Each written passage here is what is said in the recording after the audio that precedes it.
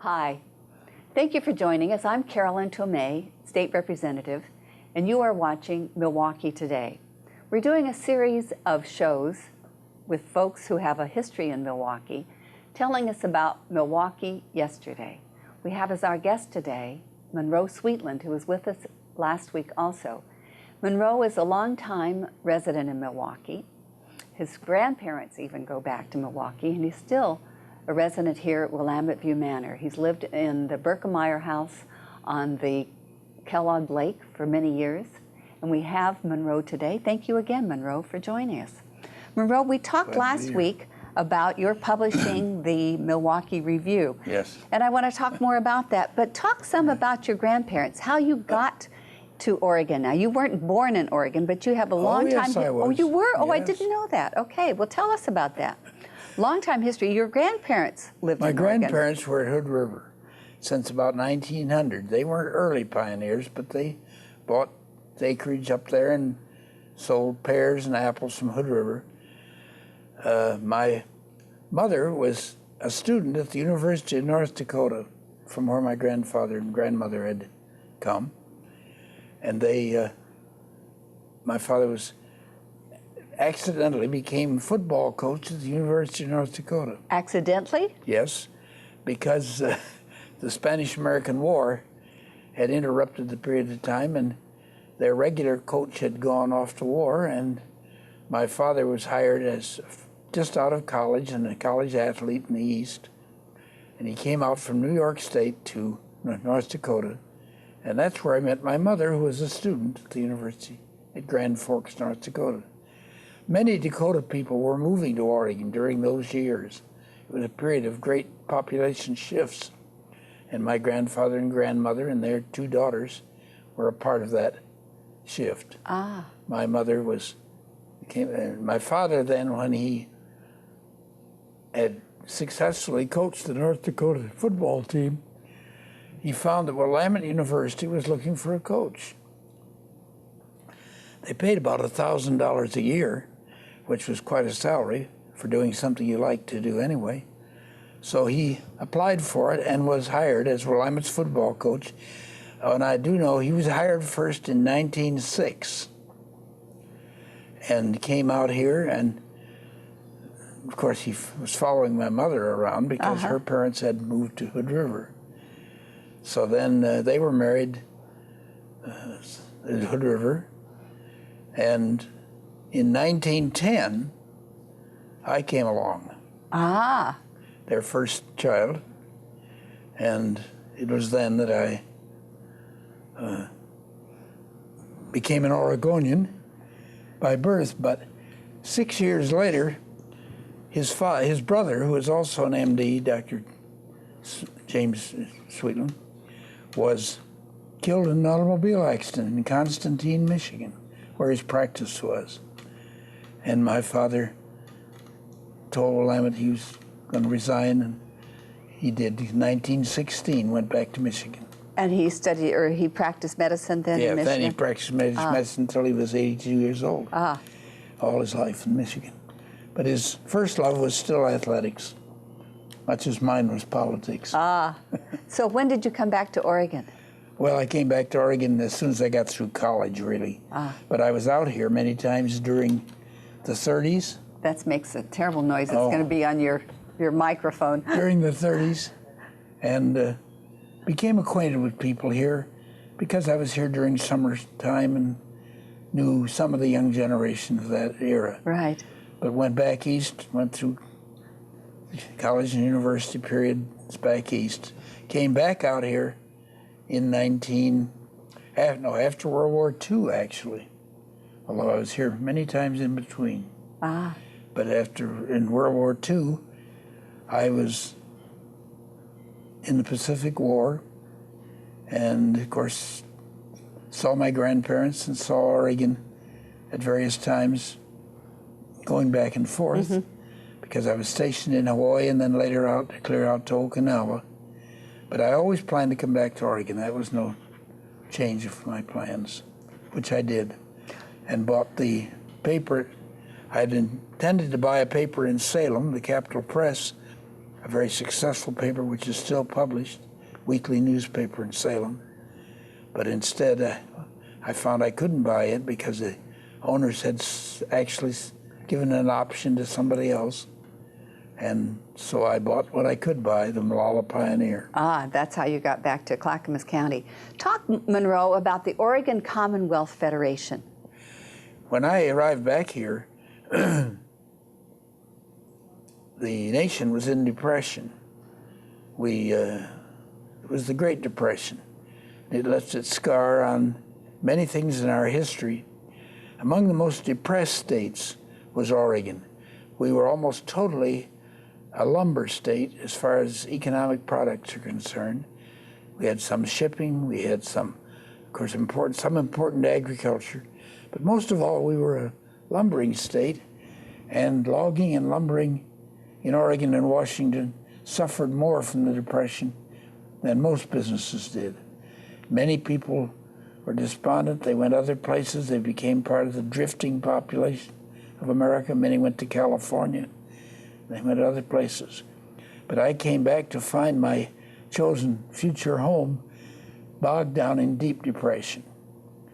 I went to Willamette University Law School in Salem, because that is where my father's interests had been. Right. And I knew numbers of my relatives there, and numbers of people. And in my first year in law school, the Oregon Commonwealth Federation was established to pull together all the discontented elements of the state that they could get going in one direction, with the idea of electing a governor and a legislature and changing the political climate in Oregon. And that was my intention. So I participated actively in those organizations. And in those Depression years, that was a very colorful group.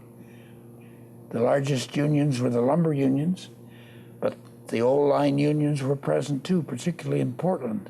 The Teamsters Union, the Carpenters Union, all the others.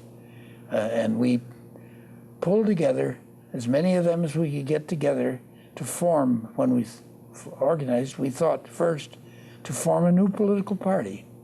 We didn't know what we'd call it. Maybe Farmer Labor Party, like a similar group in Minnesota. Maybe the Progressive Party, like a group in Wisconsin. Maybe the Socialist Party, because under Eugene Victor Debs, the railroad unions during the previous war had been led by Eugene Victor Debs and other socialists. But it became apparent after I got out here and took a look at the thing that the Commonwealth Federation formula, which was dominant in the state of Washington and in this British and in British Columbia, would be the model that we would follow. Pulling together all the organizations that were willing to have a political program for their members. So that's when I came back here and found that Milwaukie in Clackamas County was one of the most active counties in a sort of rebellion against the old parties, particularly the Republicans, because they were the dominant party in both Oregon and Washington.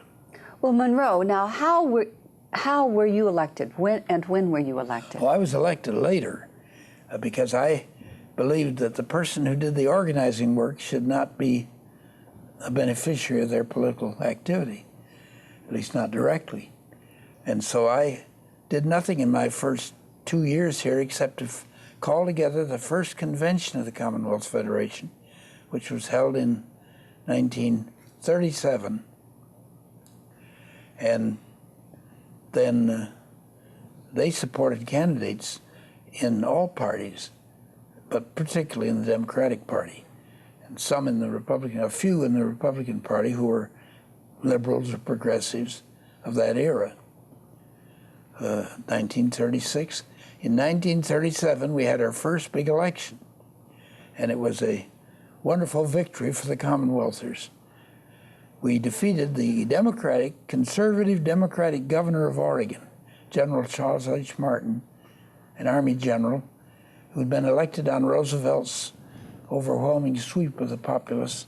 That was Teddy Roosevelt. No, it was Franklin. Franklin Roosevelt. Oh, Teddy Roosevelt okay. had his chance just before that. Right. But then Franklin Roosevelt was the Democratic nominee in 1932, and he carried almost every state in the Union. Even the heavy Republican states like Oregon went for him. And that was because the labor and unemployed and discontented vote generally switched. And the Commonwealth Federation organized in 1936 and 37 toward a convention which we held in Portland, and which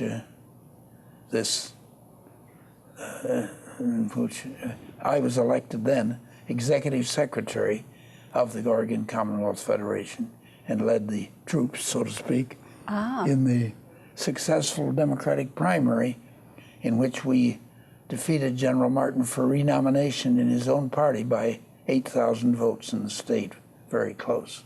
And then what happened? And then in November, a Republican moderate, a very fine man and a good governor, Charles Sprague of Salem, the publisher of the Salem Daily newspaper, the morning newspaper in Salem, was the Republican nominee, and he defeated our Democratic candidate, with whom we had succeeded in the primary that year to get rid of General Martin. So this is interesting to me, Monroe. Yeah, so in those days, you were supporting the Republican candidate. No, we tried to win the Democratic nomination, and we did win it, and defeated Governor Martin. Oh, I see what you mean. Okay, and so Governor Sprague... Then in November, the Democrats, having had a bitter, close primary election, many Democrats even, voted for Charlie Sprague, and he recovered most of the Republican strength and was elected by a substantial margin. Now, is it his picture that we have here with No. So who is this? Oh, and we began to elect Democratic governors a couple of elections later.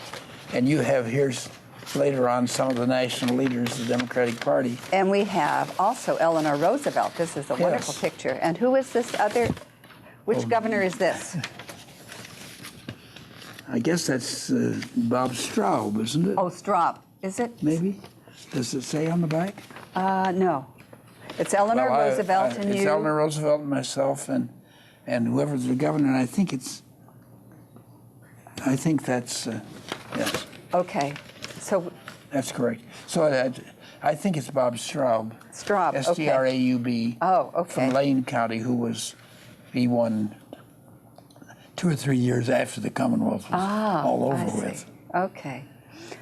And we have some other pictures here. Oh, well, tell us about the Depression Workers Alliance. Oh, the different groups that we had during the Depression that formed the Commonwealth Federation were composed of most of the unions of Oregon, the old traditional labor unions of all kinds. Mm-hmm. Then it was there, but there were also during the Depression years other groups that sprung up. The unemployed, who were very numerous. They had an organization called the Oregon Workers Alliance. They weren't workers, they were the unemployed, really. Mm-hmm. But they aspired to be workers again. And they had strong units in almost every city, certainly in Oregon. Then we had, in addition to the Workers Alliance, we had, just a block on mine. Well, we all have those senior moments. Well, but I have 92 years plus to excuse myself for forgetting. Oh, I particularly wanted to mention of those groups. One was the Townsend Plan. Dr. Francis Townsend was a California physician, and he formed an organization for pensions for older people. And it swept through during those Depression years. When you got old, either your family took care of you or you went to the poorhouse or the county home. Right. And all counties had a county home for the elderly. And this Townsend Plan was amazingly popular because these people, of course, had nothing. They lost their wealth, if they had any, and they couldn't get jobs. Anyway, so we brought together all kinds of groups in the Commonwealth Federation, but those were two typical economic groups. We brought in people from the Farmers Union, which was much like the Grange, and was strong in certain communities in Oregon. And all those groups merged their political strength. When they started, they didn't know whether they were going to be for a new party or whether they would concentrate on one political party.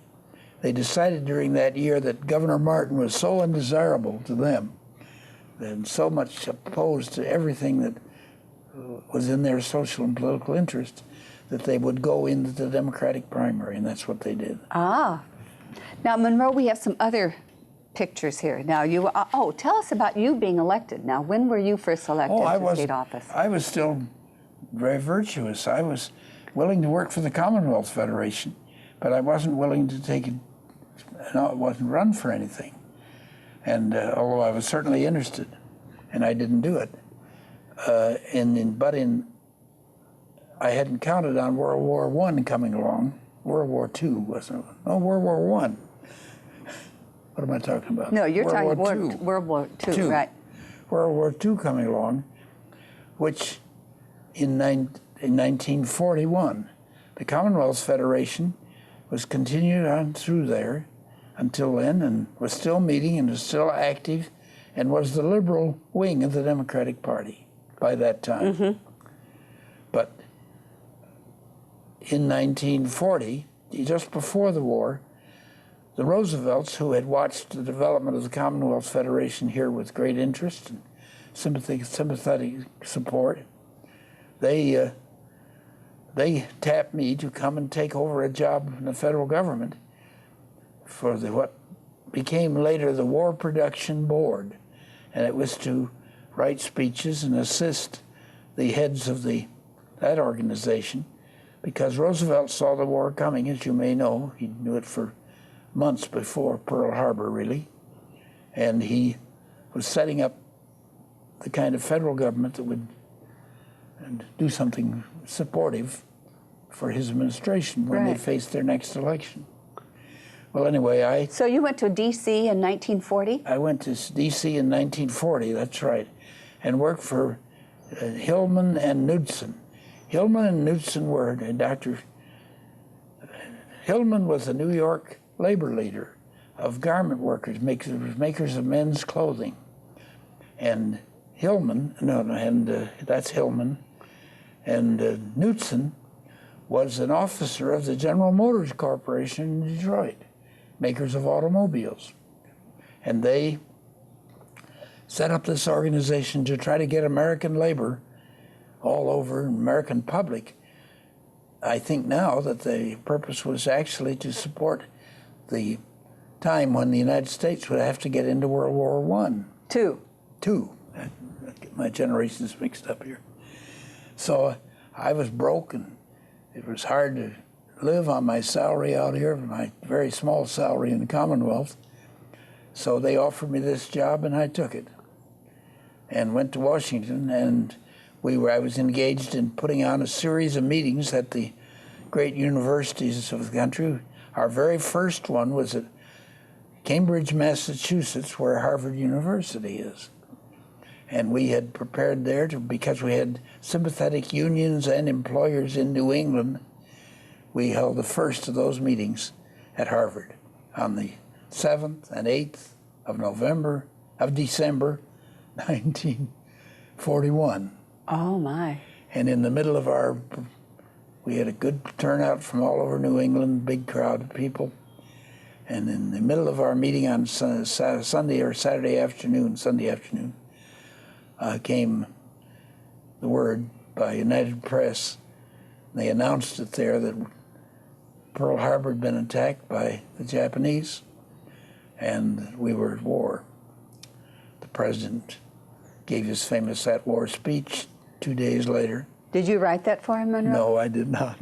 I didn't write any presidential speeches. I was much farther down the line.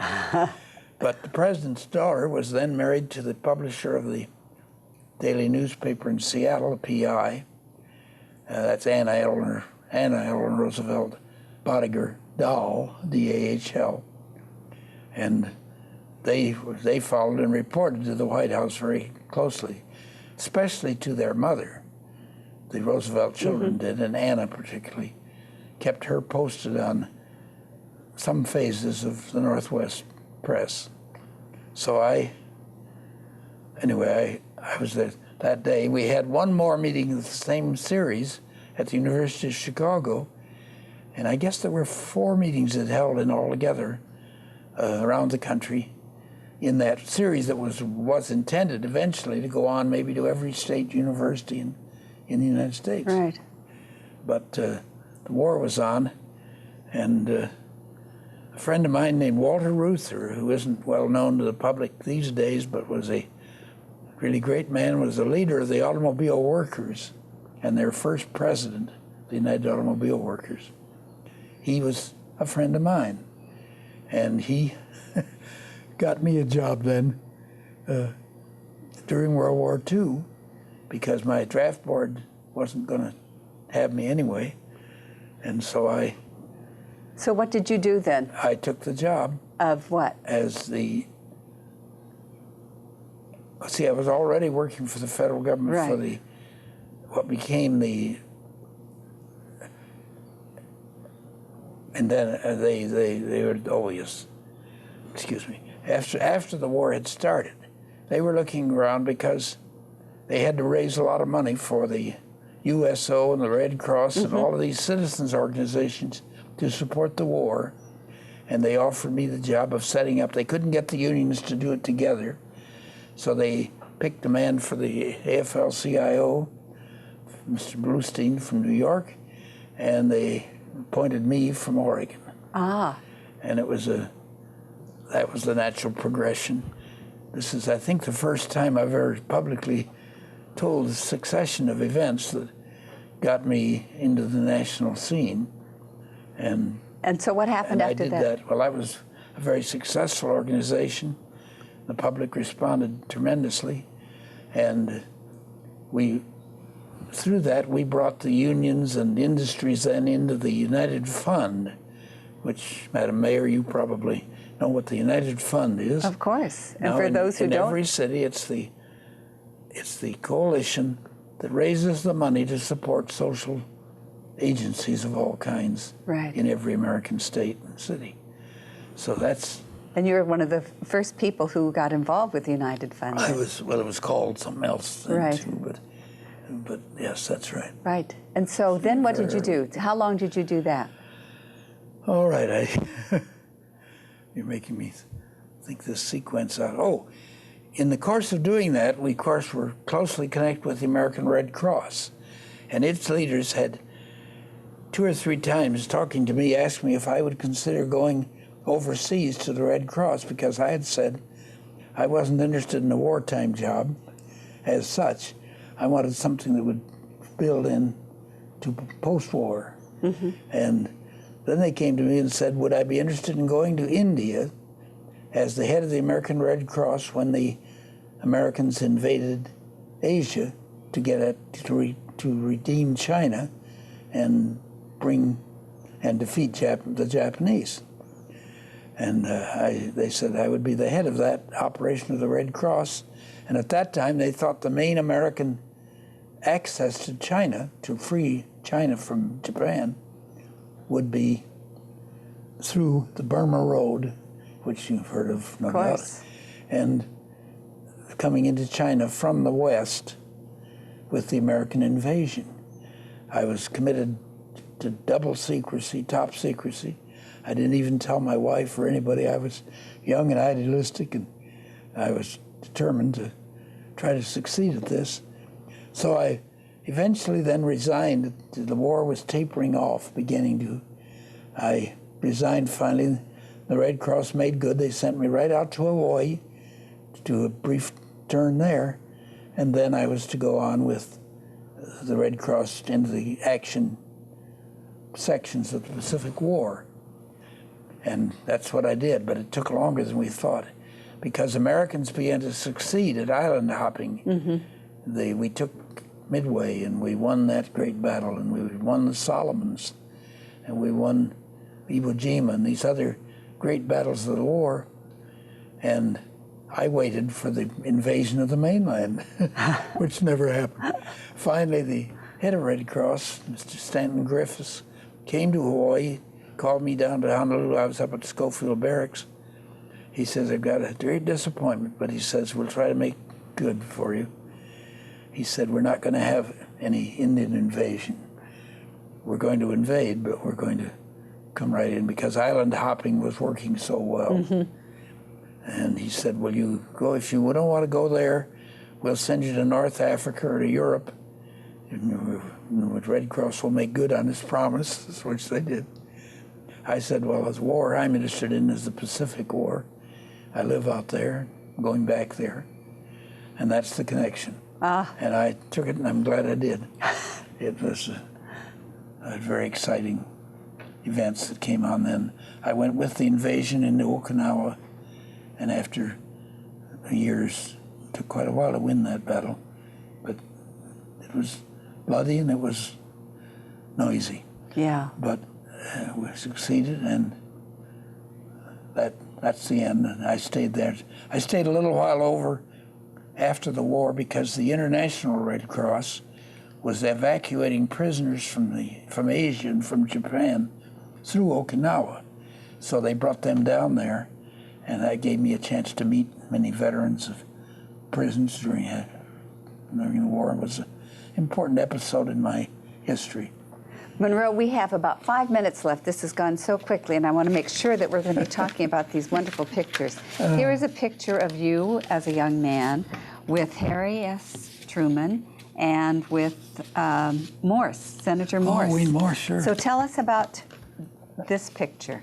Well, Senator Wayne Morse, as you know, became Oregon's senator in the period during World War II when Roosevelt hired him to settle a very troublesome West Coast maritime dispute between the longshoremen, the workers, and the employers.